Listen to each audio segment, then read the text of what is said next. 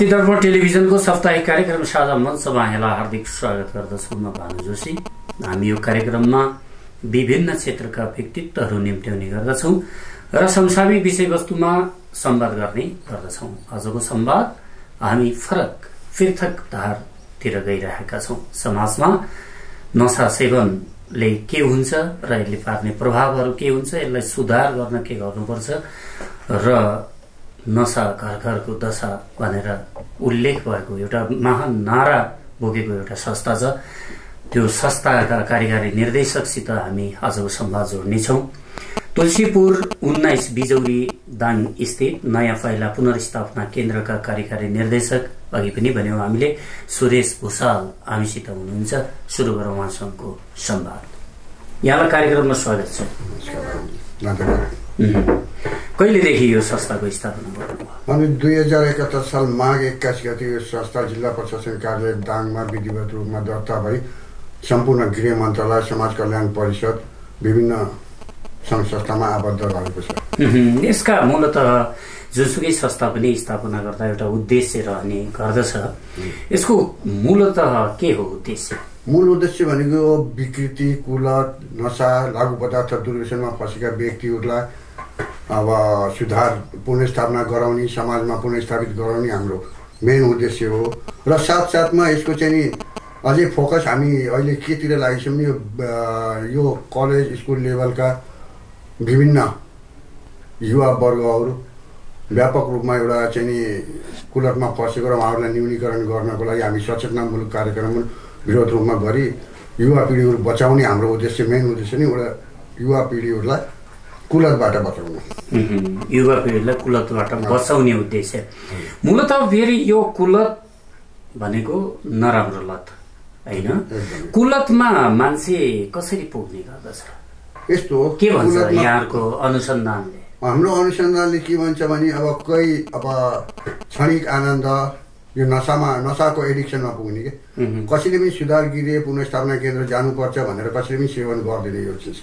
यो चिज कस्तो हुन्छ भने अब टिन एजमा कलेज स्कुल लेभलमा साथीहरूको लहलाई बाहिरी व्यक्ति घुम्न जाँदाखेरि चिया पसल यताउति दायाँ बायाँ, अब यो ड्रग सेलरहरूले टार्गेट बनाएको, फोकस बनाएको टिनेज नै स्कुलको स्टुडेन्ट नै बढी मात्रामा छ। कसैले त्यो हुन्छ, कोही चाहिँ अब क्षणिक आनन्द, बिहा पार्टी, भोज भत्यार यसमा गयो, आज हल्का लियो, भोलि चाहिँ अब ह्याङ टाउकोदेखि विभिन्न कारणवश उसले चाहिँ फेरि सुरु गर्यो, गर्दा गर्दै ऊ एउटा एडिक्सनमा फस्छ। र यसमा चाहिँ एडिक्सनमा फँसेको व्यक्तिहरूलाई चाहिँ उपचार गरेर हामीले समाजमा पुनर्स्थापित गराउने हो। अनि यसमा फस्नुको कारण के छ भने साथीभाइ सङ्गत, अब परिवारको अभिभावकताको कमी, धेरै कुराहरू छन् होइन।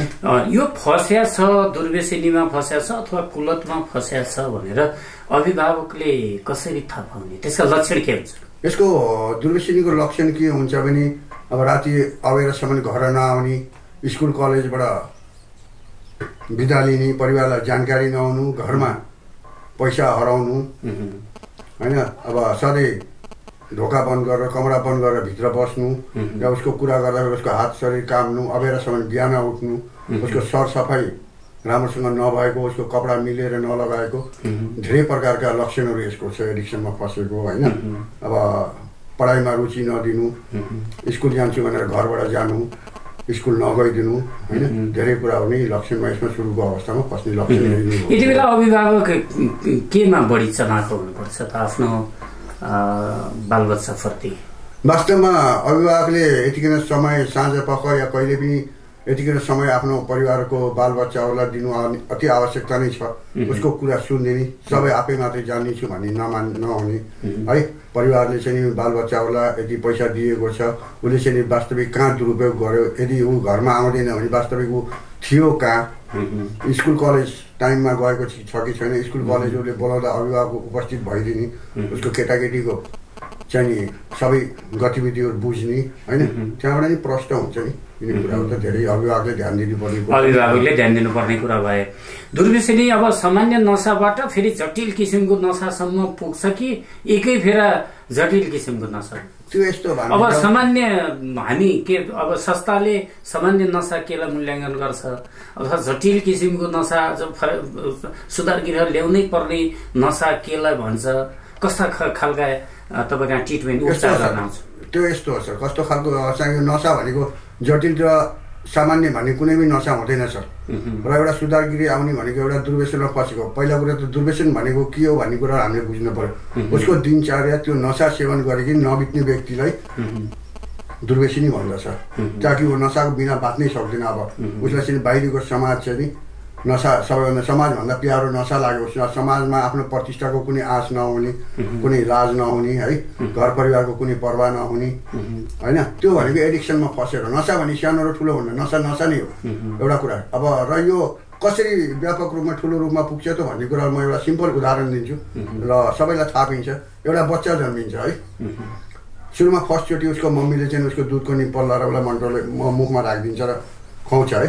त्यो बच्चा अलि हुर्किँदै जान्छ, त्यसलाई दुध के हो भन्ने कुरा थाहा भइरहेको छ, टेस्टभित्र थाहा हुन्छ मैले दुध खानुपर्ने रहेछ, खाएको छु दुध यस्तो हुन्छ भन्ने। त्यसको डोज बढ्छ, चम्मचले खुवाउँछ, गर्दा गर्दै कटौराले खान्छ, गर्दा गर्दै आजको दिनमा हामीलाई जस्तो 1 लिटर दुध केही चाहिँ लाग्दैन होला है। सेम त्यही नै हो, नसाको डोज उसलाई सानो नसाले काम गर्न छोड्छ, फेरि ठुलो नसा हुन्छ, फेरि ठुलो नसा गर्दै जान्छ, डोज बढ्दै जान्छ, डोज बढ्दै जान्छ, ऊ चाहिँ नि भयङ्कर नसेडी भन्न पुग्छ, एडिक्सनमा लास्टै एडिक्सनमा फस्छ।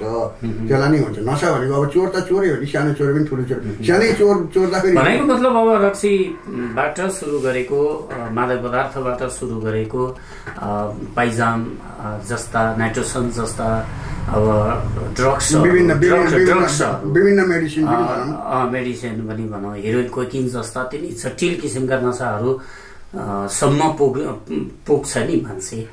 त्यति बेलासम्म पुग्नु त अब त्यसलाई जटिल नसामा राख्न सकिन्छ कि अथवा एउटै हो भन्न सकिन्छ? यस्तो छ, नसा सबै एउटै नै हो है। अब कस्तो भने अब एल्कोहल भनेको, रक्सी मदिरा जन्य पदार्थ भनेको कस्तो भने यो नेपाल सरकारबाट प्रतिबन्धित नभएको अवस्था हो है। अब हिरोइन, कोकिन, ब्राउन सुगर, गाँजा पनि आजसम्म प्रतिबन्धित नसा हो होइन। अब त्यो कस्तो हुन्छ, रक्सीमा फस्नु भन्ने कुरा, रक्सी अप्रतिबन्धित भएको हुनाले जहाँ मर्जी पाइन्छ र यसमा अहिलेको पिरियडमा गाँजा र रक्सीमा बढी फसेको अवस्था छ युवा पिँढीको है, गाँजामा होइन। र गाँजा नसा भनेको अघि नै मैले भनिसकेँ सर, सानो ठुलो हुँदैन, चरस ब्राउन सुगर पनि भन्ने कुरा त्यो महँगो खालेको, त्यो जहाँ तहाँ उपलब्ध हुँदैन है। त्यसको एडिक्सनले के हुन्छ भने अब रक्सीको एडिक्सनमा फसेको व्यक्तिले घरेलु हिंसा निप्टाइदिन्छ है, ऊ लवर कोस्टको नसा भयो, सामान्य पैसामा पाइने है।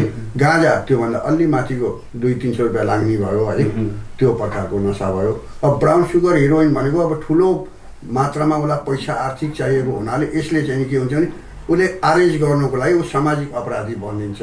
फरक यही नै हो, नसा भनेको सानो ठुलो होइन, सबै नसा नै हो।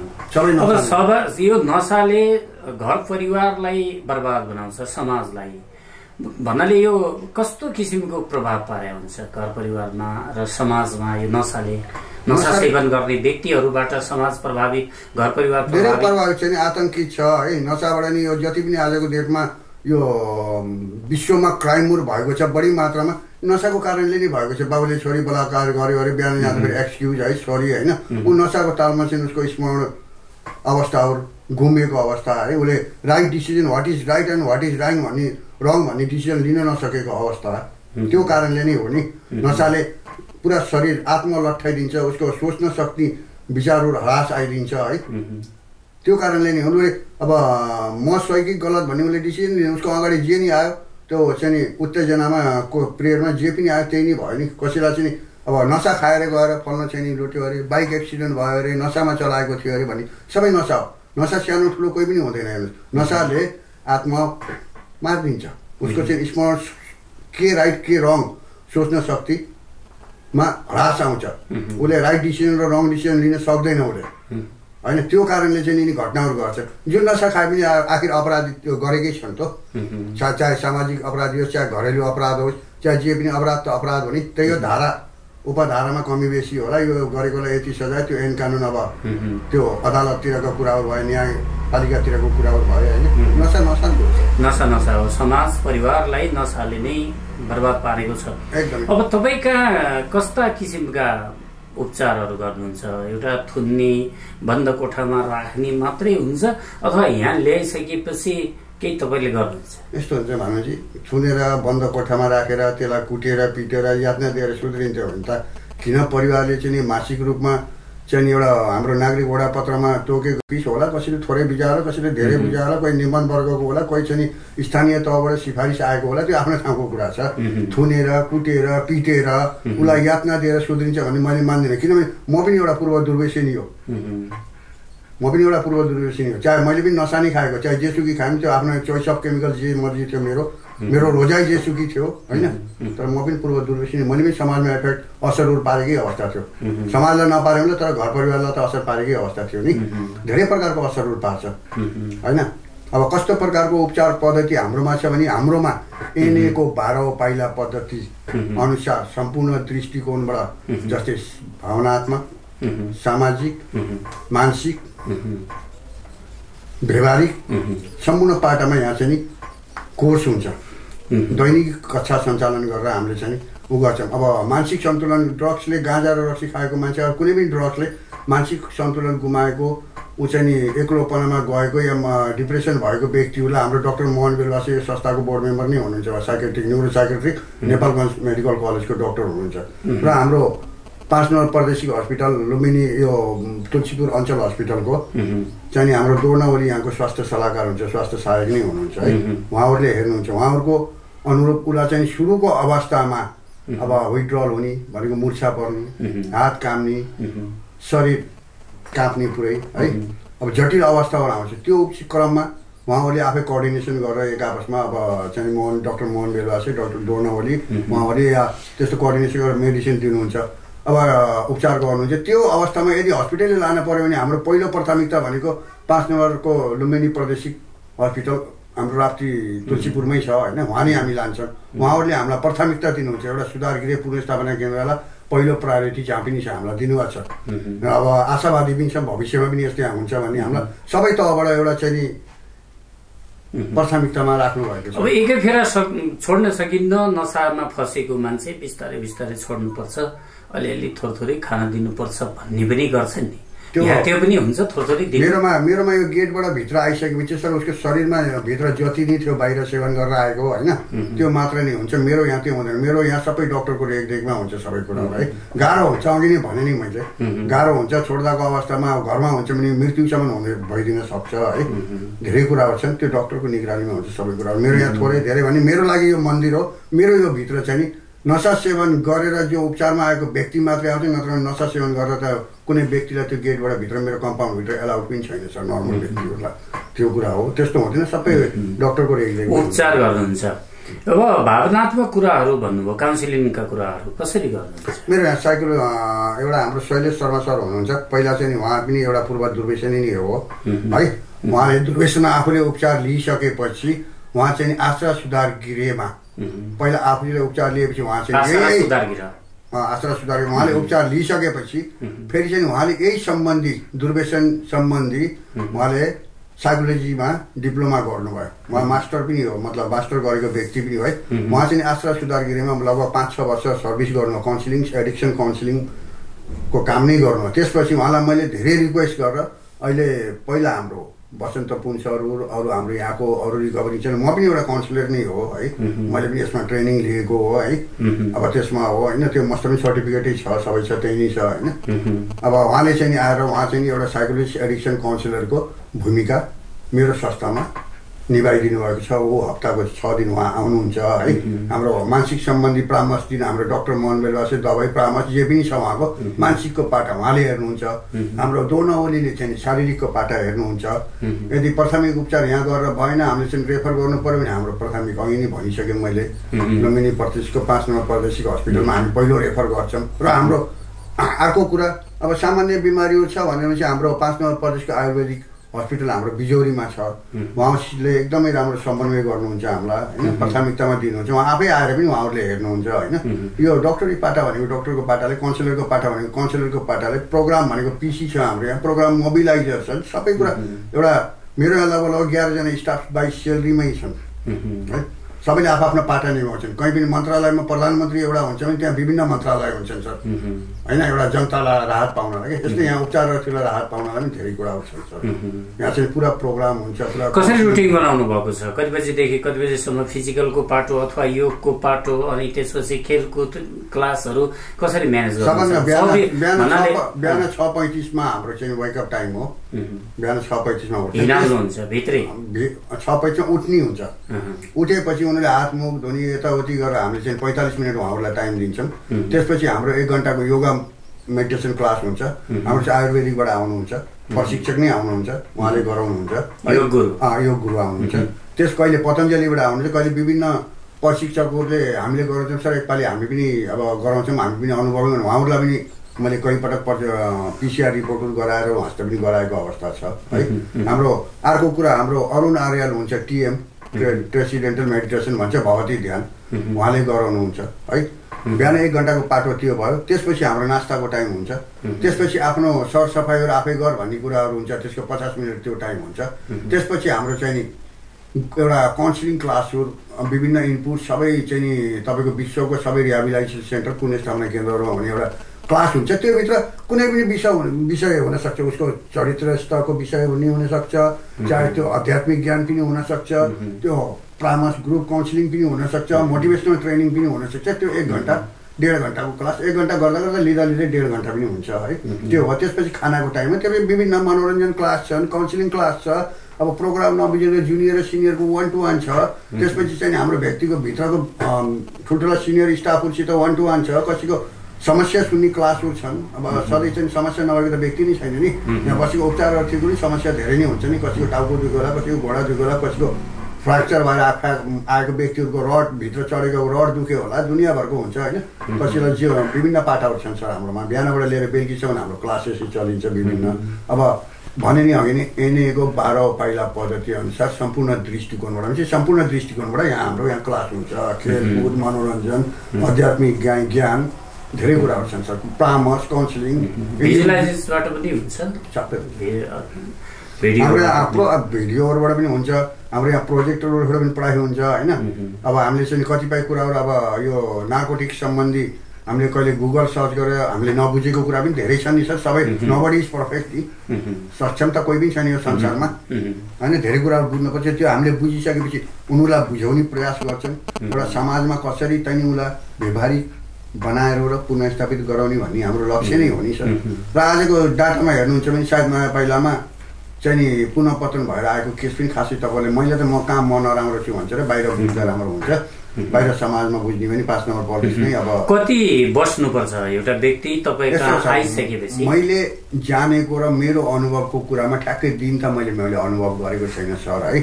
एउटा चाहिँ नि वैज्ञानिकको भनाइ अनुसार यो ड्रग्स सम्बन्धी रिसर्च गरे अनुसार के छ भने 160 डेज का दिन बल्ल उसको भित्रको एक्सपेक्टर भाइरस मर्छ अरे सर। त्यो तलको के 160 डेजको प्राथमिक उपचार पछि कमसेकम पनि 2 वर्षसम्म संस्थामा कुनै पनि माध्यमबाट, फोन मार्फत या चाहिँ आउने जाने कुनै पनि माध्यमबाट किपिङ टच रहेर राम्रो भयो भने बल्ल त्यो चाहिँ समाजमा अब गर्दैन कि भन्ने कुराहरू गर्न सकिन्छ। किनभने घर गएर यो परिवारको दायित्व पनि हो। घर गएर परिवारले यहाँबाट संस्थाले दिएको दिशानिर्देशन या काउन्सिलिङ, परामर्श, उसलाई सल्लाह सुझावहरू अनुरूप चल्छ कि चल्दैन भन्ने कुरा त्यो परिवारमा पनि डिपेन्ड गर्छ सर। कति भन्ने कुराहरू हुँदैन। एउटा मन हो, मन फेरि बहिलिन पनि सक्छ। अब यहाँ सुधार भएर घर पठाइसकेका फेरि दुर्व्यसनीहरू फेरि फर्केर पनि आउँछ? कता आउँछ सर, नआउने कुरै छैन। Same hospital आइदियो।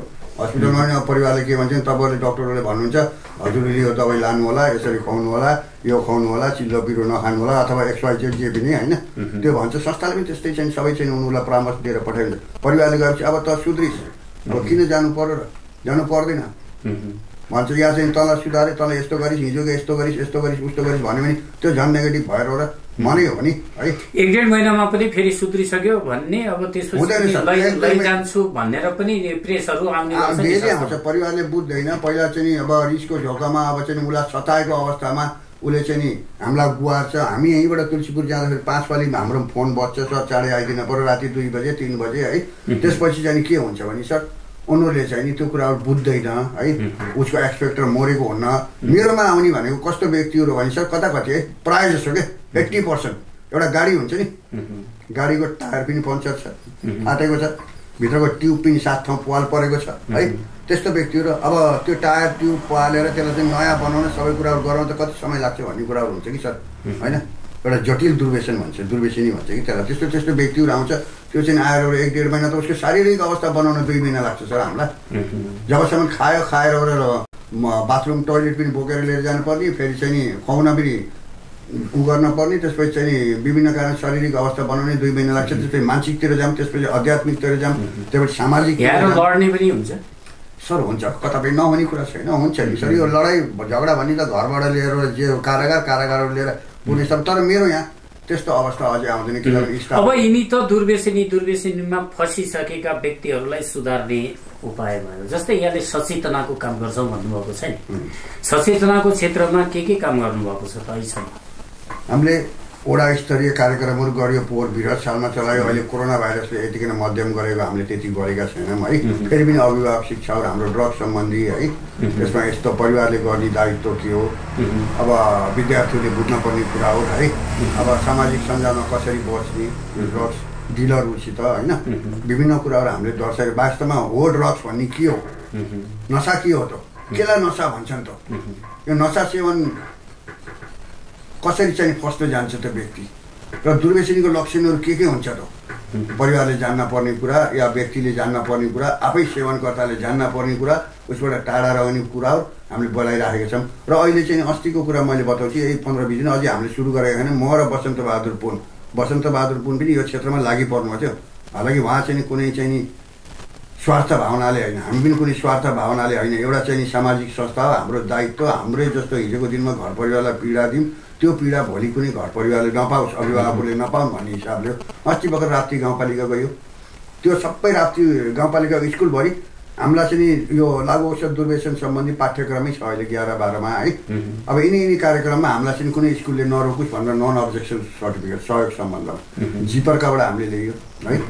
अब तपाईँको चाहिँ विभिन्न नगरपालिका, भोराई नगरपालिकाबाट ल्यायो, तुलसीपुर नगरपालिकाबाट ल्यायो है, ताकि हामी कति बेला हामी फ्री टाइम भएको बेलामा एउटा टिम बनाएर हामी गएर त्यहाँको विद्यार्थीहरूलाई एउटा चौरमा, यो घाम लागेको बेलामा चौरमा बसालेर डिस्टेन्स कायम गरेर हामी चाहिँ वास्तवमा हो के त लागु औषध भन्ने, कुन प्रकारको चिजलाई लागु पदार्थ भनिन्छ त, यसको सेवनको फाइदा बेफाइदा के छन् त, यसमा फसिन्छ कसरी, यसबाट बच्ने कसरी उपाय हो होइन, यसले जिन्दगीमा कस्ता मोडहरू ल्याउँछ भन्ने कुराबाट हामी चाहिँ सचेतना गर्नलाई चाहिँ धेरै लागि परेका छौँ। हामीले वृहत रूपमा गरेका छौँ। मेरो वेबसाइट छ www.newstepdang.com, त्यसमा हेर्नु भने सम्पूर्ण प्रोफाइल मेरो भेटाउनुहुन्छ, के गर्यौँ के गरेन संस्था। हामीसित छलफलका विषयवस्तुहरू थिए, समय सकिएको सङ्केत प्राप्त भएको छ। अन्तमा यही सेरोफेरोमा रहेर हामी मार्फत हाम्रो दर्शकलाई र समाजका नागरिकहरूलाई 2 लाइनमा के भन्नुहुन्छ? म प्रथम यो जतिले पनि हेरिराख्नु भएको छ उहाँलाई सर्वप्रथम मेरो नमस्कार। नयाँ पाइला पुनर्स्थापना केन्द्रको तर्फबाट मैले के भन्न चाहन्छु भने, हजुरको बाबी नानी मुरला हजुरले अभिभावकको दायित्व निभाइदिनुहोस्। उहाँहरू कुन पाटाबाट कसरी हिँडिराख्नु भएको छ भनेर यो नसा सेवन गर्न आउने अवस्थाबाट एकदिन टाढा जोगाइदिनुहोस्। कुसङ्गत विकृतिहरू अथवा मेरो बाबु नानीहरूले के गरेछन् भनेर यतिकै बाबु नानीप्रति पनि समय दिनुहोस् र उहाँहरूलाई यो नसा घरको दशाबाट यतिकै परिराख्नमा हामीलाई पनि सहयोग गरिदिनुहोस्। हजुरहरू पनि सुखी परिवार जिउनुहोस्। मेरो यही नै शुभकामना छ। म सुरेश विशाल, नयाँ पाइला पुनर्स्थापना केन्द्र, तुलसीपुर 19 बिजौली हाडेमेट दाङबाट। आफ्नो व्यस्त समयलाई थाँती राखी कार्यक्रममा सहभागी भई महत्त्वपूर्ण विचार राखिदिनु भएको छ। धेरै धेरै धन्यवाद। धन्यवाद भानुजी, सायद राप्ती टेलिभिजन सबैलाई है। मेरो तर्फबाट भानुजीलाई एकदम विशेष धन्यवाद छ। हाम्रो एउटा मेसेज बोकेर उहाँ हिँडिराखिनु भएको छ। वास्तवमा पुनर्स्थापना केन्द्र भन्ने के हो, नसामा कसरी फस्छन्, दुर्व्यसन भनेको के हो, दुर्व्यसनी के हो भन्ने कुरामा यसमा सहयोग सधैँ दिनुभएको उहाँलाई धेरै धेरै मुरी धन्यवाद नयाँ पाइला पुनर्स्थापना केन्द्रको तर्फबाट। आजको साझा मञ्च कार्यक्रम यही सकिन्छ। हामी अर्को कार्यक्रमको साथमा उपस्थित हुने नै छौँ। त्यतिन्जेलसम्मका लागि क्यामेरा पर्सन मुक्तिराम पौडेलका साथमा भानु जोशी पनि आज्ञा चाहन्छु। नमस्कार।